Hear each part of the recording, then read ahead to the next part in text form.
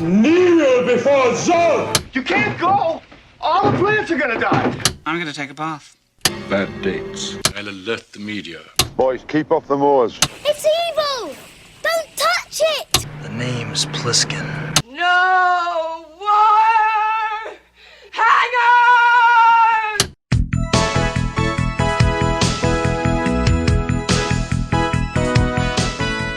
Welcome to Vintage Video, where we're rewatching the 80s so you don't have to. We'll be reviewing every major film release of the 1980s in chronological order, overanalyzing what you've seen and spoiling what you haven't. I'm Patrick O'Reilly. I'm Jesse Bayless. And I'm Richard Wells. And today we're discussing Scared to Death, released March 1st, 1980. It was written by William Malone, based on a story by Malone and Robert Short, and directed by William Malone, and released by Lone Star Pictures. Bryce Dallas Howard was born the day after this film released. Coincidence? I think yes. Director William Malone decided to make a monster movie since they typically had the best return for the investment. He also had experience with monster design after working at a Halloween mask factory for years. And it's actually the same factory that made the Halloween mask of William Shatner used in the movie Halloween. Oh, so not just Halloween masks it's in literally general. The Halloween mask factory. The place. Malone actually designed and sculpted the William Shatner mask himself that is used in the John Carpenter series. Yeah. But it's inside out, right? Or is it I think it's just painted white. white. Oh, it's just painted white? Yeah. They did something to it. To fund the film, Malone sold his car, mortgaged his house, and built the costume himself over the course of 3 months, based largely on the designs of H.R. Giger. The film was originally set to star Jesse's Mom's singer, Rick Springfield, who backed out the day before production began because he was concerned about missing some upcoming acting classes. Don't worry, you don't need it for this film. Yeah. Wouldn't being in a movie be an acting class? Not this movie. A little bit. But, like, it just shows you how much he thought about this film. I mean, it sounds like a bullshit excuse to me just to get out of it. And judging from Rick Springfield's historic acting career, it was definitely the right move for him. I gotta walk my dog later, so I can't. He was replaced with incredibly short notice by John Stinson, an improv pal of Malone's. Texas-based production house Lone Star Pictures offered $40,000 to the budget and worldwide distribution. In total, the film only cost $74,000, so by the time they sold the rights to Malaysia for $90,000, the film had already paid for itself. Wow. With just Malaysian money. Yeah. Impressive. In the mid-'80s, Malone was offered the opportunity to direct a sequel, simply called Sinjanor, and passed on it to direct his own script called Creature. A producer had fallen in love with the first film's monster design, but didn't care enough about the story, so none of the characters or plot carry over into the sequel. But Sinjanor was eventually released in 1990. 10 years later? Well, yeah, 9 or 10, depending on which year you go by. Yeah. I don't know about falling in love with this creature design. It's not terrific. No, it's like a wrinkly jet jaguar. Yeah, it's just... I don't know. It looks like a sloppy zat. We start with a prologue, labeled prologue. The events portrayed in this film, that's what it says, although fictional, are based on scientific fact. Is it really a typo in there? Yeah. If they have not already happened, they soon could. I'm sure it's already happened. Genetic engineering is real, and soon we may all have to deal with the new values and definitions for life and death. I loved the text that we got from Richard, like when he was watching this, and I hadn't seen it yet. He's like, "This opener is amazing." He's like, "I'm 1 second in, and I love it." Yeah, I was like, "Oh my god, please tell me this is going to be a great movie." Yeah. 3 seconds later, no. Yeah, like I think like an hour or two later, like it's all downhill from here. We open on a quiet morning in Sherman Oaks, California. The camera pans across a row of suburban houses and lands on a sign that reads "End" at the end of a cul-de-sac. Then we tilt down to the gutter and follow a leaf into a storm drain. We cut to POV walking around a sewer channel, and we hear strange animal sounds, or maybe creaking, and we find a strange spined creature wrapped in thin vines on the sewer floor. Back above ground, the POV walks down a back street at night. It peeks in a bedroom window where a woman just stepped out of the shower and follows her to a second window as she dresses when her phone rings. It's an acquaintance named Walter. I can tell it's an acquaintance and not a love interest because she lies that she's been reading. assuming that if she tells Walter she just stepped out of the shower, he will assume that she's flirting with him. He's calling to invite her to a film festival, celebrating the works of Russian actress Maria Ospinskaya, probably best known for her turns as gypsy fortune teller Maleva in Universal monster movies The Wolfman and Frankenstein Meets the Wolfman. She'd rather just watch TV here. She hears a sound in the other room and moves to inspect the damage she assumes that her cat has done. While she searches the place, the lights go out. For us, it's instantly pitch black, so the actress has a line so that we know what happened. Oh, wow. Oh, great. Now I can't paint my toenails. Like, you also just mentioned the fact that you wanted to sit and watch television. your Like, favorite show maybe is be gonna be upset that your favorite show is about to be on and you can't watch that. Or you know, that you have food in the fridge. Yeah. That's always my concern when the power goes out. Yeah. Not mine. It just means like, ooh, it's dinner time already. And I eat everything in the fridge. She lights a candle and starts looking for a fuse box and eventually finds a small, slimy humanoid monster behind her door. And you know it's the 80s when there's just a random drawer full of candles. Right, yeah. Because I definitely have one, because my house is stuck in the 80s. There's definitely a drawer you open. I was like, oh, wow, this drawer just has candles in it. It was weird to me because her line here is something like, I wonder where they keep the fuse box in this house. And Yeah. I'm like, whose house are you in? Why Well, is she your could be cat there? renting, but also, why do they keep the fuse box somewhere? Like, isn't it just where it was installed? She almost checks the fridge, and I was hoping that she would open the refrigerator because I really wanted the light to go shine up. out and just be like, okay, well, the power's not out. The way she's walking around this house, though, is really weird. Like, if this is your house, like, you just walk into a room, but what she's doing is, like, walking up to a door frame and, like, leaning into the room and kind of swinging around, like, just kind of poking her head in. I'm like, that's not how you look for a cat in your own house. No. She doesn't even call for the cat. Do cats come when you call them? Magpie does. Okay. Magpie's my cat, everybody. Don't tell people that. They're going to come call for your cat. And she'll disappear. The monster attacks her, and we cut away to a Raggedy Ann doll on her bed as a line of ketchup splashes across the toy. This won't be the only Raggedy Ann reference that we will get in this movie. Is that true? I don't remember It the is other true. one. Do you remember the last movie we had Raggedy Ann in? No. Oh, I don't know if it really counts. There was I don't remember if it was a toy or just a image on the wall of Raggedy Ann, but it was in The Shining? In The Shining. Oh, okay. Yeah.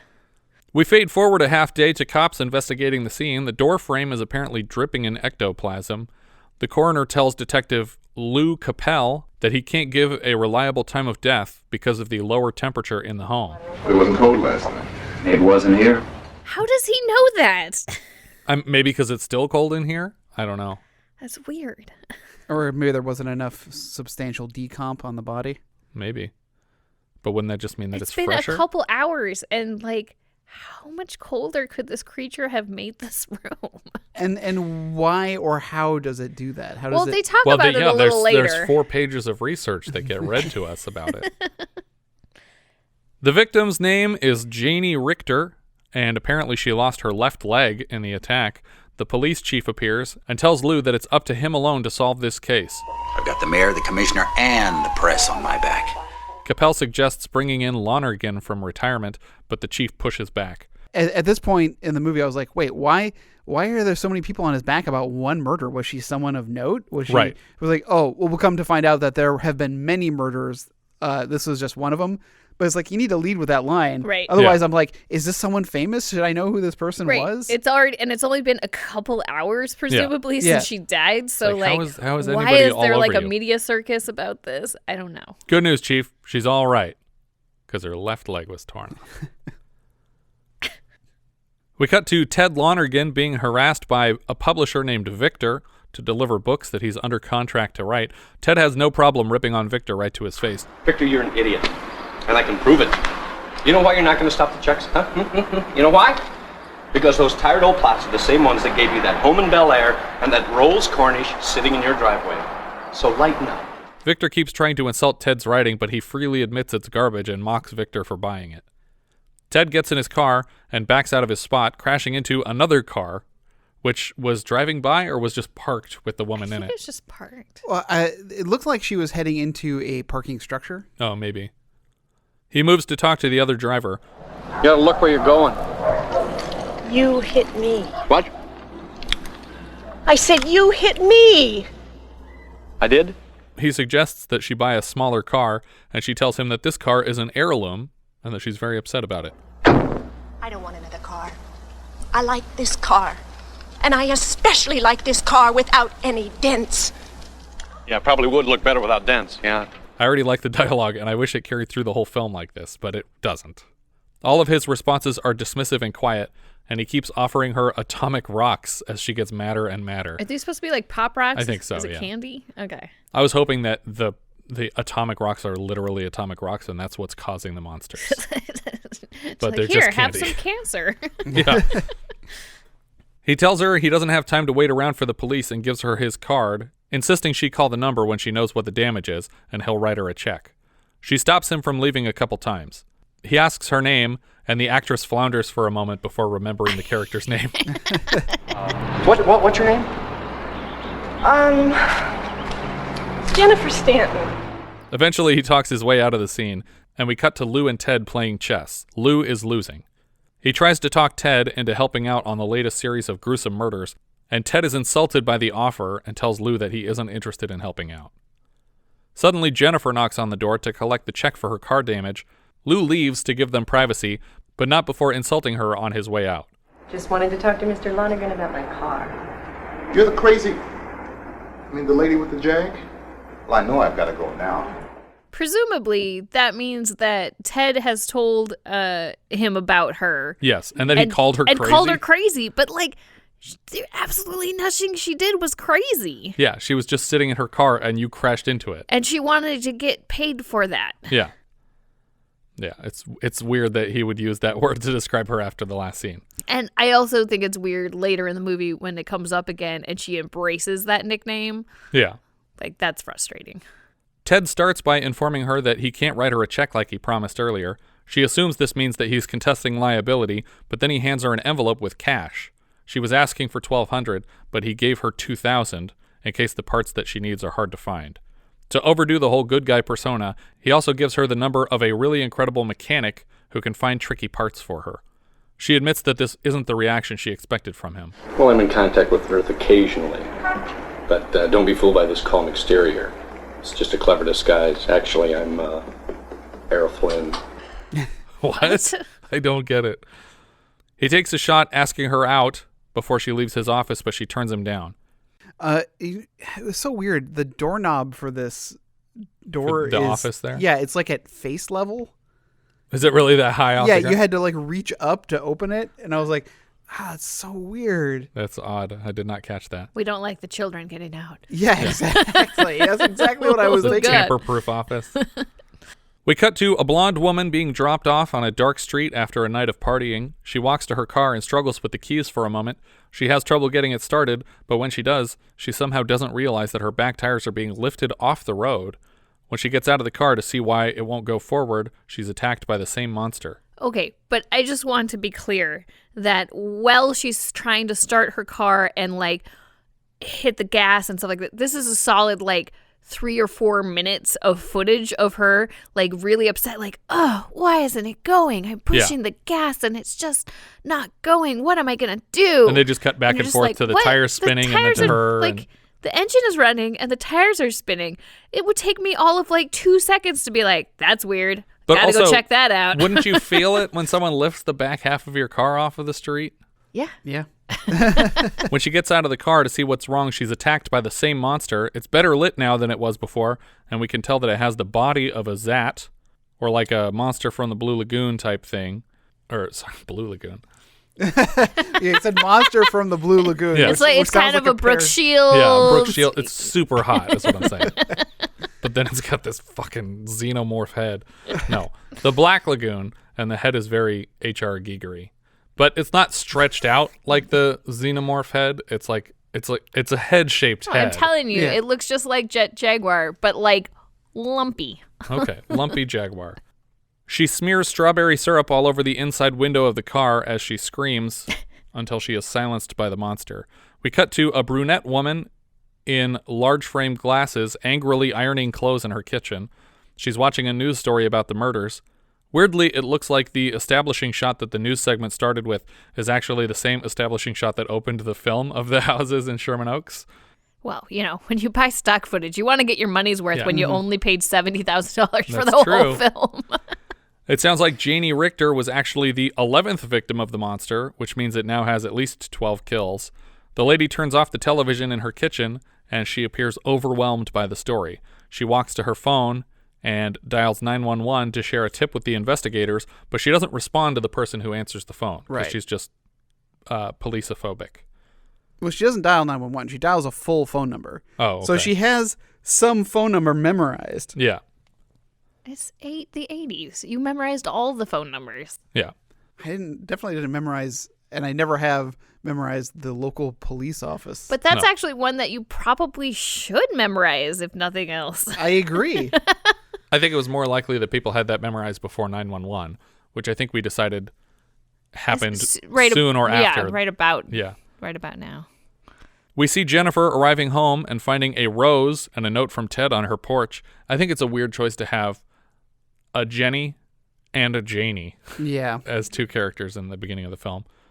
We cut right to Ted arriving home to another note on his door, and it's her inviting him on a date tonight at 8 o'clock. This is a really inefficient way to coordinate a date, because if he's not available tonight at 8, he's going to have to go back to her apartment and put another note on her door. So he didn't just leave a note at her door. He also left the car part that he damaged at her door. Yeah. But I'm like, you gave her $2,000 to find this part, and now you're just also giving it to her. Yeah. Well, I'm going to say this might be a spoiler, but... no, it was a quarter panel. Wah, wah. I guess she could technically consider the money as an advance on her hiring. Her employment? Is that what happens? Yes. What kind of employment is this, by the way? Yeah. What exactly is he paying for? And what did she do before? She quit her job. She drives around in a Jag, but then she lives But it's a hand-me-down, so she could be poor. That's true. But she must maintain it. Yeah. But she also seems like clinically depressed. Like someone hit her car and she's just sitting there silently in it until they come to talk to her. And he's like, "Hey, you hit me." And she's like, "You hit me." What? We saw them share phone numbers earlier, though. There's no reason we're leaving notes on each other's doors. Right. Driving across town to send a text message to somebody. That's how you had to do it in the 80s. No, it's not. They had phones. Or you folded the note up into like a little ninja star and you flicked it. Yeah. He killed a ninja. Jenny returns to his apartment building that night and bumps into a strange man on her way in. He's wearing sunglasses at night, and he seems hypnotized or baked out of his mind. After they collide with each other, the man walks out without saying a word. Now, this would have been interesting had we not already known that it was a monster. Yeah, and had already seen it. Yeah. Because before she gets to that point of meeting the man, she's walking back and forth, hearing sounds and seeming scared. And I was like, oh, it's a creature. But then she bumps into this guy, and the guy seems sinister. Yeah, he seems really creepy. But we had to establish him early so that when he comes back later, we'll remember him from the scene. Oh, wait, he doesn't come back. No, that was it. When she sees what Ted planned on wearing for their date, she switches her plan to dinner at her place. She's like, you're going to wear that, huh? Why don't we do this at my house? I'm ashamed to be seen with you. Yeah. For a successful author with hundreds of dollars to overpay someone for car damage, this guy's place is a pigsty. And it's weird that his clothes are not acceptable for a date. Well, it's also like worked, I think, to her benefit in that I don't actually have a job or any money. So it was like, I'll just pretend like I don't like what you're wearing. And At her place, they finish a meal and he asks her to put on some music. She wants to know if he has a request, and he picks Ravel's Bolero as a reference to a line from 10 with Bo Derek. Did you ever do it to Ravel's Bolero? She pours them both wine and invites him to ask about her, but it turns out he's a creeper PI, and he already looked into her background. He starts rattling off details about her birthday and birthplace, ending with the death of her parents in a car accident a mere 5 years ago, and the mood understandably changes. Well, but the fact that she's obviously upset about the fact that he mentioned her parents. Right. But she's not bothered by the fact that he looked up all this shit about her. Yeah, and he just blames it on like, oh, well, you know that I used to be a PI, so it's okay. Or that I used to be a cop. But it's like, did she know that? I don't remember you telling her that prior to this moment. He apologizes, and they kiss, and then we cut to an uncomfortable and very slow-moving sex scene. But then we cut away to sanitation workers climbing into a manhole cover for some emergency repairs. The first guy, Tindall, climbs down the ladder into the sewer, and the other guy just waits up at the top. I really liked their chemistry as like a pair of buddy maintenance workers, and I wanted this to be like a situation like with Alligator, where it's like, oh, okay, one of these maintenance workers is going to join the team or something like that. Right. And the guy that's staying above ground is wearing a helmet that says Skylab on it, but it looks hand-painted on his helmet. Tindall comments on the cold underground, which I guess is colder than usual, which we've come to learn is a sign of the monster. Tindall waves a flashlight around, searching for whatever issue he's here to correct, but he keeps hearing sounds and asks if his partner can hear them. Hey, did you hear something? Hey, like what, Ralphie boy? Do you recall our previous Honeymooners reference? It's a movie you just mentioned. Alligator. Oh. There was a sewer worker named Ed Norton who got killed by an alligator in that movie. And we decided that it's a sequel, a direct sequel to Honeymooners. Suddenly, Tindall is attacked by the monster, and his partner is very reluctant to check on him until he goes completely silent. Probably not the best job to have if you're so terrified that you can't even enter the sewers. But he quickly notices the monster and then somersaults out of the manhole before pushing it shut. Yeah, he does exactly what I would have done in this situation of get my feet out of this hole as soon as possible. He doesn't like climb up and scurry. He's just like, whoop, I'm out. Kicks his legs over his own shoulders. But then he sits there with his legs around the manhole. Well, I would have done this too, because the moment something sticks its head out, I'm going to kick the hell out of it. Well, that's not what happened. The monster lifts the manhole cover and pulls him down into the sewer. It doesn't happen in the Amazon Prime version, but it happens in the YouTube version. Oh, what? So we see him get sucked under and die. He doesn't live? Oh. He doesn't live in the YouTube version of this movie. I mean, I guess no, he doesn't. So no, he doesn't live in the Amazon version. That's the version I watched. Yeah. Well, no, he does live. No, he does live. No, he does live. Yes. Yeah. Well, I guess that makes sense, because at this point I'm like, okay, he saw some shit go down, or at least he heard some shit go down, and something was chasing him. Don't you report that to the authorities, and now don't they have some sort of clue that something's happening in the sewers? But apparently they don't, because he got eaten. Yeah, but that makes more sense. But they would still have some clue, because the vehicle there's and all missing maintenance workers. Well, it turns out that the other guy survived. This is the guy that died, but the other guy's fine so far anyway. Now that's a spoiler. Or is it gonna be like Tremors, when it was like, well, I'm sure they'll come, more people will come when they realize the phones are out, and then it just shows the second vehicle that arrived with bloody stuff everywhere. That movie is so perfect. Yeah. We cut to Ted's place where he's working on a typewriter. Lou shows up to beg for his help again on the case, but it sounds like either the stereo audio tracks are playing slightly out of sync to cause an echo, or they recorded this ADR in a parking structure. Hello, Ted. Hi, Lou. What brings you here? Just in the area. Wow, what happened here? He notices the place has been picked up a bit. Suddenly, Jennifer steps forward with paperwork from the other room. It appears as though Ted has employed his girlfriend as an office assistant. Lou recognizes her. The crazy lady with the jag. They say in unison. When she learns that Lou is a cop, she steps away to file paperwork. She asks where a couple folders should go, and he tells her to file them under F. Ackerman and K. O'Quinn.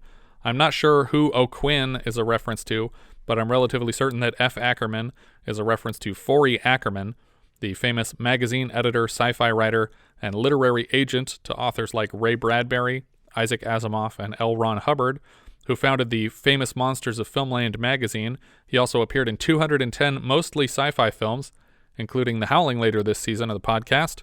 He still has credits active in post-production now, and former guest of the podcast, Robert Leininger, had the pleasure of attending his 90th birthday party. Oh my goodness. But he is since deceased. So he must have credits just based on stuff and acting credits that acting credits? yeah, oh my stuff goodness. that's just been shot and hasn't been released yet.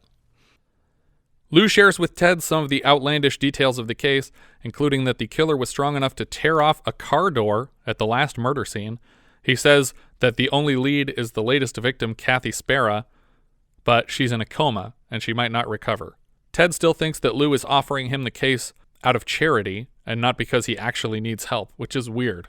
It doesn't seem like he's hurting for money. What kind of charity are we talking about here? Yeah, but he keeps making it sound like, oh, look, I don't need this. You don't have to do this for me. And it's like, I'm literally asking you to help me. I'm begging for you to help me. It's not for you. It's for me. We also keep hinting at something traumatic that must have happened in Ted's past that is like a reason that he's not ready to go like investigate crimes yet. But we never flesh that out other than that he may have had some kind of a drinking problem that caused him to be let go from the police force. Unless he quit, I don't know. Well, he had all that wine. Oh, no, you quit drinking. You mean quit the force. Yeah. Sorry. We cut to a pack of kids in an empty parking structure. One of the guys is fixing a pair of roller skates, and his impatient female friend Kelly decides to go for a run alone. She stops a few floors down when she hears a sort of scraping, growling sound. She leans against a VW Bug and changes her entire outfit on the bottom floor for a weirdly long time before starting back up the stairs to her friends.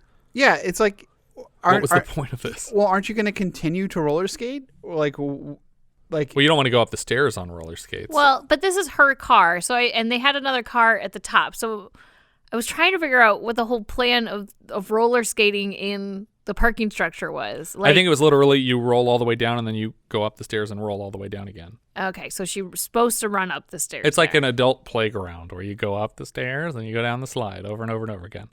But when she gets to the top of the stairs, the door is locked on the next floor up, and so she goes back down, and as she's moving around the corner, she encounters the monster. Her friends start racing down the structure looking for her, and the monster gets Kelly cornered and lifts her off the ground by her head, like that guy in Bloody Valentine. And then we see a forked tongue push its way through 2 rows of slimy teeth and then down the girl's throat, and she's like gagging on it. Yeah, but not screaming or like thrashing around. But just like, oh no, stop. Oh. Yeah, I feel like it would be more of a struggle here as you're lifted by your head. Yeah. Kelly's friends find her roller skates and open the door to the stairs to head down to the car when Kelly's body swings down upside down from the doorframe with blood all over her face. We cut to the police on the scene, and suddenly Ted is here, despite his repeated refusals to help out. Lou tries to interview the surviving girl, but she's in shock. I'm not sure why this was necessary since she didn't see anything anyway, besides the body, which the cops have also seen. The chief shows up to the murder scene wearing a full tuxedo for some reason. He lays into Ted for his drinking habits and demands that Lou drag him out of the crime scene. Apparently, Ted and Jennifer are inseparable now, and so she's also investigating the crime scene. He just brought his girlfriend. I was really hoping that the reason that he's wearing this is because everybody had to provide their own wardrobe for the the shoots, and they're like, no, just wear like a different suit than the one you wore in the last shot. It's like, I don't have any other suits. This is all I got. Yeah. I have to go to a premiere that night. Just stop by. You don't even have to change. Just wear your tuxedo to the crime scene. We'll write it off. It's fine. It adds story. Somehow the woman that we saw hanging up on the police earlier, or whoever she hung up on, is here at the crime scene. Like she found out about this crime and came down to the crime scene, even though she doesn't like talking to police. And she talked to everyone here to determine which of these people was not a police officer. So she could give that person her testimony. Why didn't you just do this anywhere else? Yeah. Tell literally anybody anywhere what you have. Well, it's weird because Jennifer comes up and says, that person says she has some information and she doesn't want to talk to the police. It's like, so you've already talked to her? Yeah. Yeah. So did you get the information yet? Well, no. We've agreed to meet at a second location. But also, this person, you, that I'm talking to, is also not a police, but I'm not going to bring you with me. Right.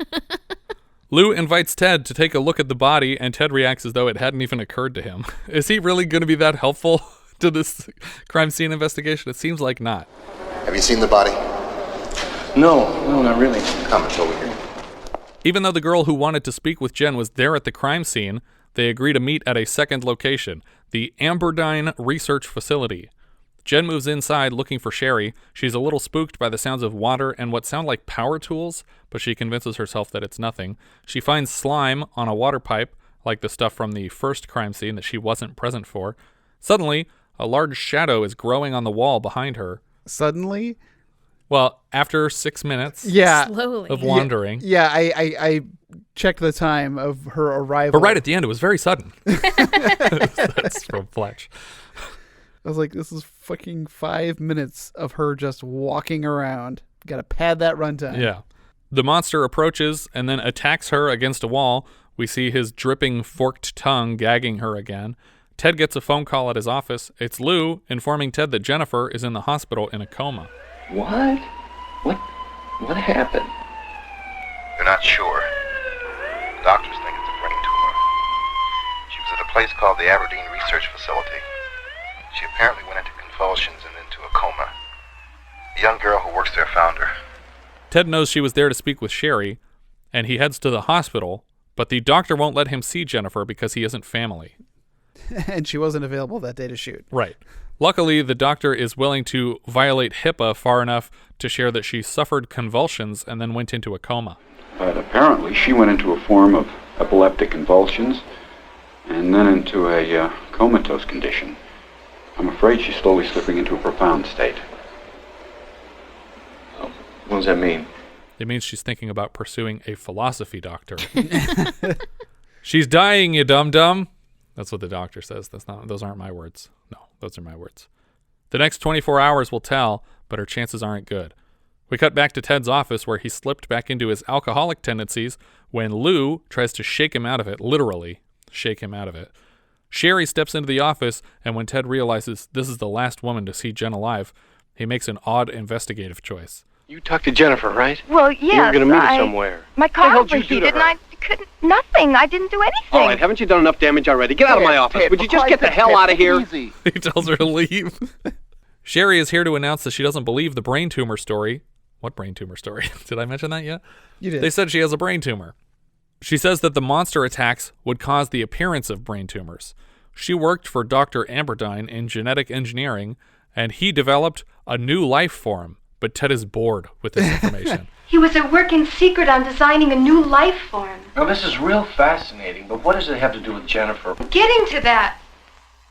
Look, do you want to hear this or don't you?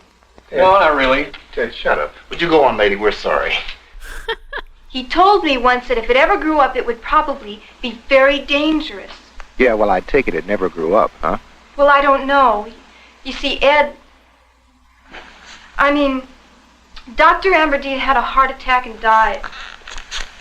I know he planned on killing it before it got too big, but he didn't get a chance. I'm assuming she accidentally called him Ed because they were lovers or something. Right.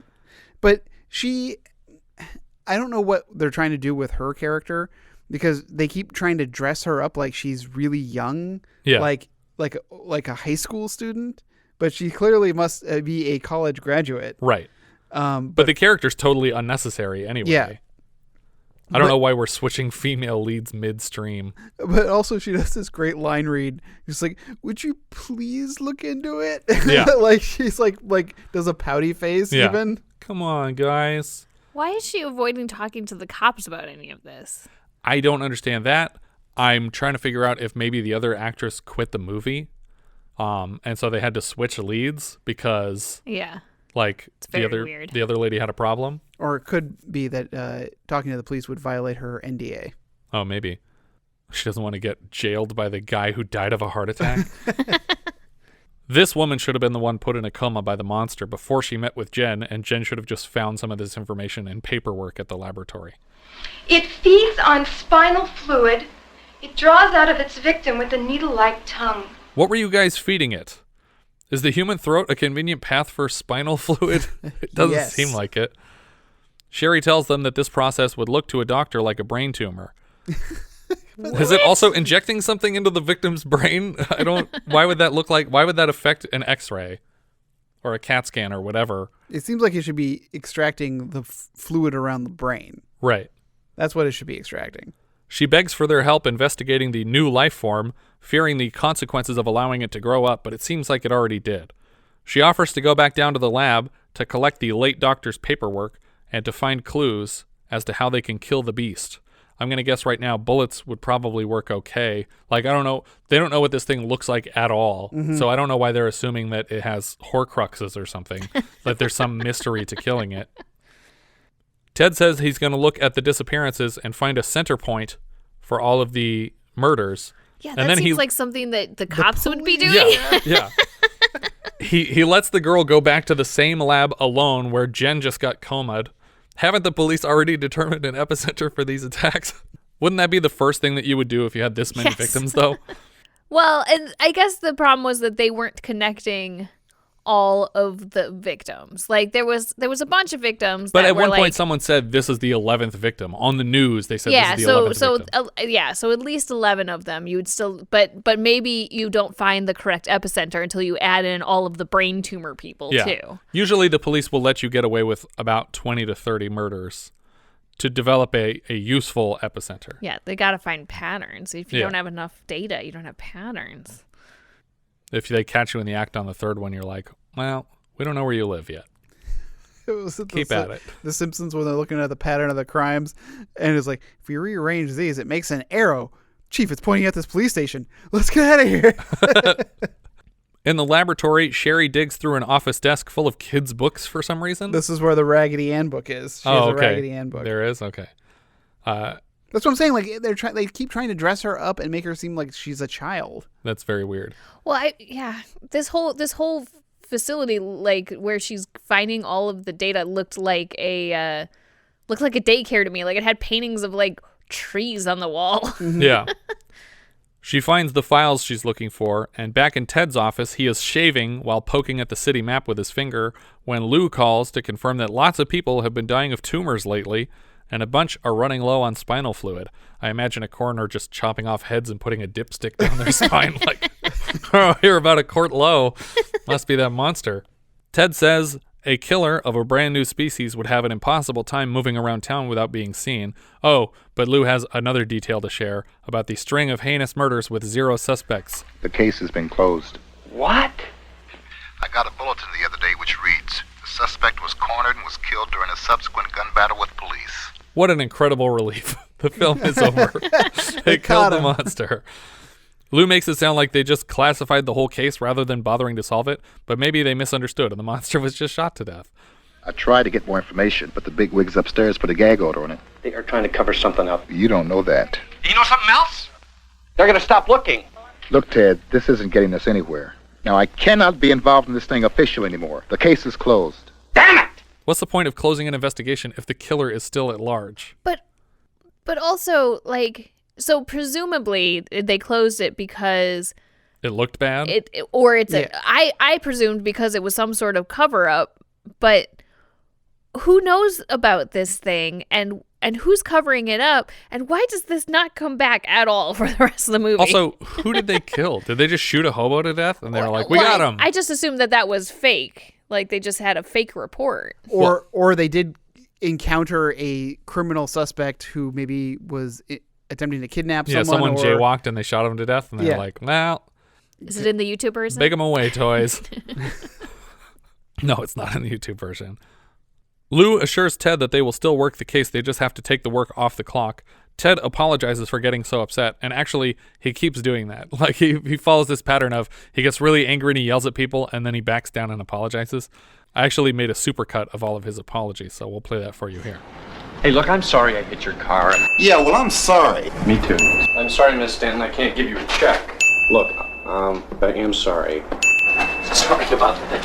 I'm sorry. I'm sorry. I am sorry. I'm sorry. I'm sorry about what happened.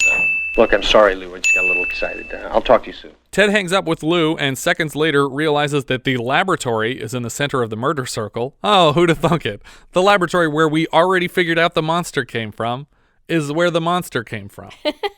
He drags open his desk drawer, which is packed to the brim with loaded handguns. Oh my God. I was so excited. It's like, finally. Yes. And he picks up the biggest one, which is like, it's like a 10-inch long handgun. It's crazy huge. It looks like something that you could use to shoot through schools. Oh. It's a Johnny Dangerously reference. It's an .88 Magnum. It shoots through schools. Well, that joke doesn't age well. Yeah, it does. It's so much funnier now. I was thinking more of Burt Gummer's gun that in part 2 of Tremors. Yeah. I'm making another Tremors reference. Never enough. Before we cut back to the laboratory, we get a quick insert of Jennifer struggling in a hospital bed. Like, literally like a half-second shot of her going, ugh. Then we listen to Sherry read exposition about how this monster functions, like very scientific, drawn-out exposition. None of it's especially important, except we learn that the monster is called Syngenor, which is short for synthesized genetic organism, and what it survives on. Its diet being what it is, spinal fluid, along with what seems an almost diabolical cunning, could make this creature extremely dangerous if I were to allow it to reach maturity. Yeah, probably it could. Definitely could.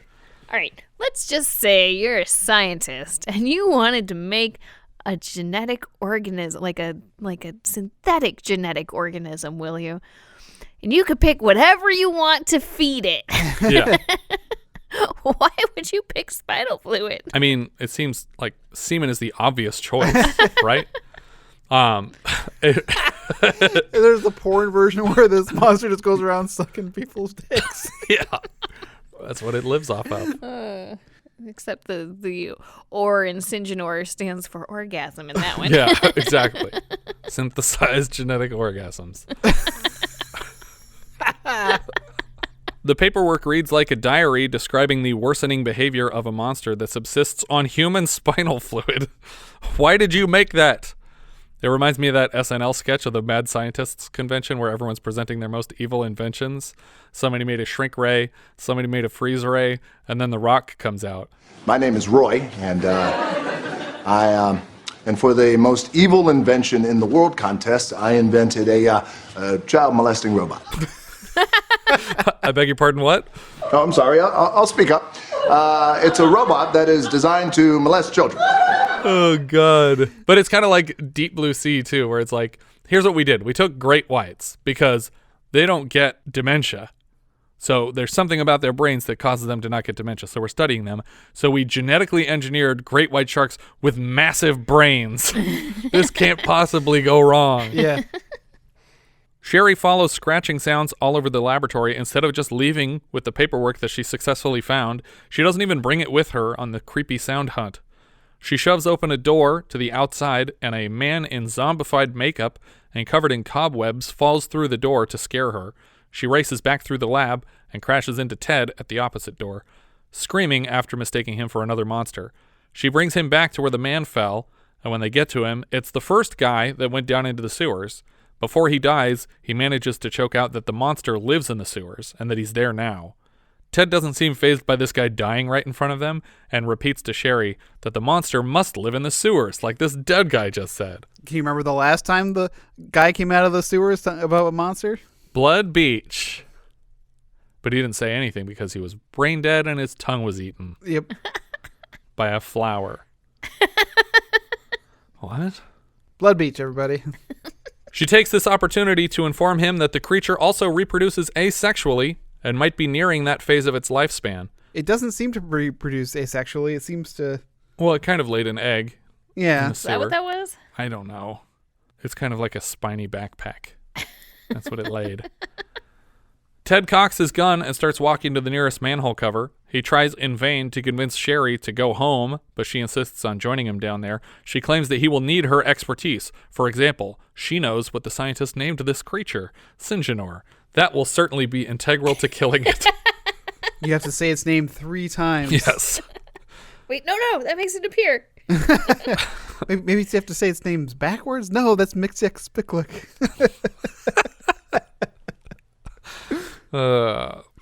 Quick question. Isn't Syngenor technically an endangered species? Shouldn't we try trapping it first?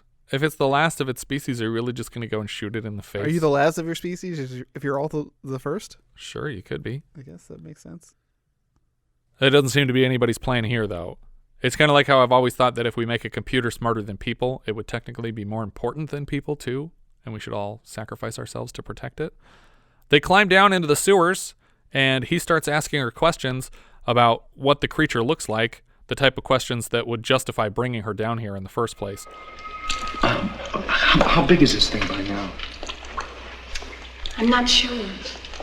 What does it look like? I don't know. I thought you said you knew all about this thing. He follows some creepy moaning noises around a corner and finds a pile of still breathing, moaning, farting victims that seem connected to each other with veins and webbing. Ted tries to touch a weird ribbed mound of pulsating monster flesh, and suddenly a zombified victim beside him starts vomiting bright green foam. He backs away and shoots the pulsating egg, or whatever it is, a few times when they are confronted by the Sinjanor. They run away and climb a ladder to get back out of the sewer. Sherry can't lift the manhole cover at the top. I don't know if it's where they climbed in or just another outlet, but there might be like a car parked on it or something, but they can't get out. And so Ted keeps his gun trained on the Sinjanor as it's moving toward them. He shoots it once in the face, and the thing just keeps coming, so I guess I was wrong about that. They give up on the escape path and tear down a boarded-up doorway to get to a sewer grate, but it's too high off the ground, so Ted has to go find a ladder, like a wooden ladder that just happened to be down here also. So he says, wait a second, I saw a ladder back there, and he starts running, and he runs past like a ladder on the wall, like it's like rungs of a ladder up to the street, and I'm like, what is he doing? He ran past the ladder, and then he just picks up a wooden ladder. I'm that like, was what just the on fuck? the ground. Okay, apparently there was a ladder. But he brings it back to her, and they climb up to the sewer grate and out of the sewer. Sherry drops her glasses on their way out. Lou is suddenly at the lab, studying the body of the dead maintenance worker, and realizes that Sinjanor lives in the sewers because there's a sewer hole, there's a manhole cover nearby, and there's a bunch of slime all around it where this guy climbed out. It turns out that where Ted and Sherry climbed out of the sewer is inside of a private business. Yeah, that Ted has frequented? Yeah, like he knows this place. Sherry, I've been here before. This is Lee Thornburg's Metalworks. The new problem seems to be that they literally can't get out of the building. The monster has followed them into the metalworks. The Sinjanor corners them in a small office, but they notice a door behind a bookshelf, and they push through it to race back through the rest of the factory again. Ted walks Sherry up to a large metal press and shows her how to operate the machine. She's very reluctant to take the controls, especially blinded as she is without her glasses, but he convinces her, you just have to push these 2 buttons, okay? That's literally all you have to do. Step here, push these. His plan is to lure the monster into the press, and he's counting on her to press the buttons in time to smash it. As he walks away, she shouts, wait a minute, and he seems to just blatantly ignore her. She reads him a handwritten message she found. Stan, the stroke motor is overheating again. Do not leave the control box on for more than a minute without operating. The breakers will blow. Have fun, Reg. The lights go out on the machine. Ted, the power went out. There's a note in it says something about breakers. Ted finds the breakers and flips them, bringing the press back online, but I would assume it would only be online for a minute again before it goes out. Ted is face-to-face with the monster suddenly and leads it back toward the press. It lifts him in the air, and suddenly Lou hits it with a shotgun blast.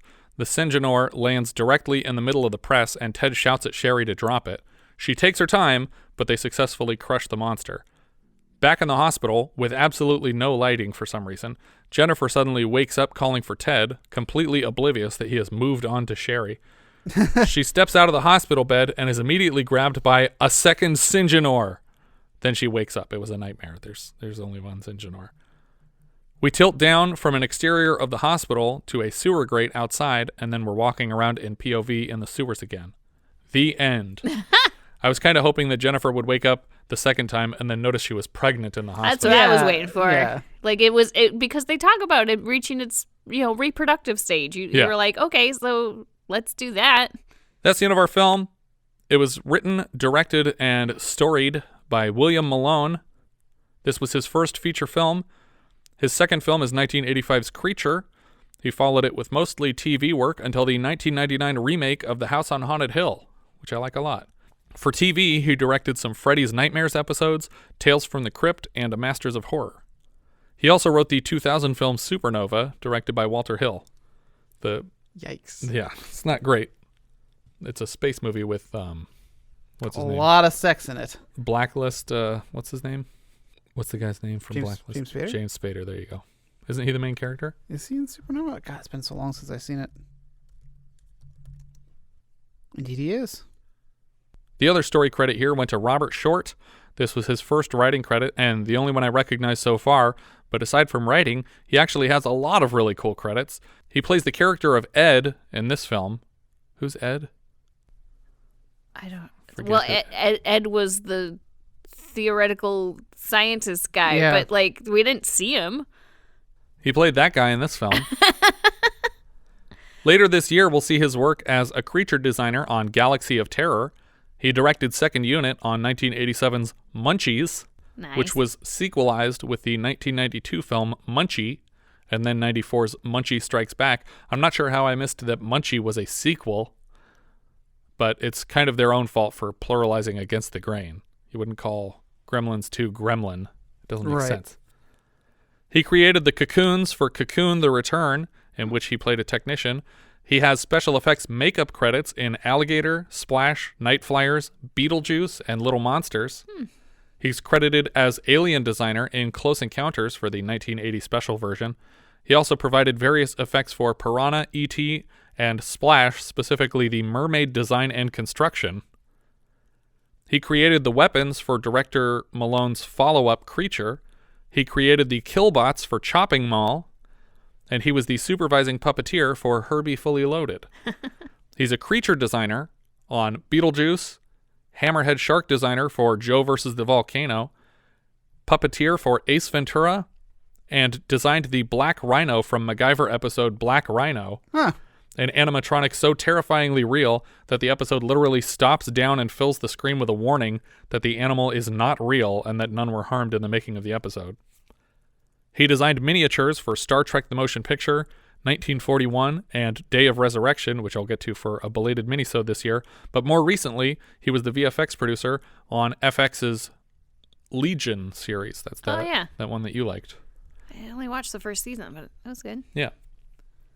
The music here was from Thomas Chase. This was his first music credit, but he's no slouch either. He composed all the incidental music for DuckTales. He composed original songs for the late 80s Alvin and the Chipmunks series. He conducted the scores for the Adventures of the Gummy Bears series. He co-composed theme songs for the Powerpuff Girls, Dexter's Lab, Real Ghostbusters, Pirates of Darkwater, Captain Planet and the Planeteers, and he also composed Sinjanor, the sequel to this film. The other musician, Del Hake, this was his first credit also, and he was the orchestrator for the scores of Time Cop, Quiz Show, The Net, Scary Movie 3, and then 208 episodes of The Simpsons. Editor Warren Chadwick, he was a producer and post-prod soup on Shocker, and he also edited a 1989 film called Monster High, but not the Monster High that I worked on. Shocker's a good one. It's Wes Craven, right? Wes Craven with Mitch and Pileggi? Yeah, Mitch Pileggi playing this really sinister character. Yeah. John Stinson played Ted Lonergan. He's an unnamed character in Foolin' Around last year, possibly cut from the film because there were big portions that were cut out of that movie before the cut that we saw. He's back later this year as a therapist in The Hand, and he's also an astronaut in Malone's second film, Creature. Diana Davidson played Jennifer Stanton. She played Rooftop Swimmer in Dirty Harry, uncredited. That's her only other credit. David Moses was Detective Lou Capell. He's a mission coordinator in Malone's second film, Creature. Walker Edmiston played Police Chief Dennis Warren. He has lots of fun one-off credits. He was several characters in the original Star Trek series. He's the voice of Dr. Blinky on HR Pufnstuf. He's an uncredited voice in the Andromeda Strain. He's the voice of the baby chimp at the end of Escape from Planet of the Apes. You know, the one that's in the cage that starts talking? Yeah. He's the voice of Slugworth in Willy Wonka. He's the voice of God in Holy Moses last year. He's the voice of Inferno on the Transformers animated series. And he's the voice of Harvey Gabor in Gem. He's the voice of Sir Thornberry in Adventures of Gummy Bears. He's the voice of Slugworth. Was Slugworth not his own voice? I guess not. I think that because they employed so many local Germans, that there was probably a lot of ADR that needed to be done. I think I had read somewhere that Gloop's parents didn't speak a word of English. Pamela Bowman played Janie Richter. That's the first girl that gets killed. The one that's naked in the beginning of the film. Mm-hmm. She plays Fleshette in a 1980 film that we somehow missed called Ultra Flesh. So I'll find that one. I feel like it might not have had a wide release. Oh, it had a wide opening. I'll tell you that much. That's all I got. Those are all the credits for this one. Oh, good. Glad that's over.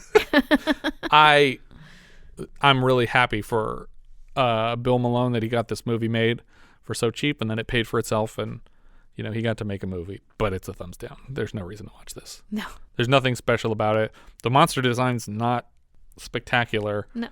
Especially not enough to warrant resurrecting the franchise for another film later, 10 years later.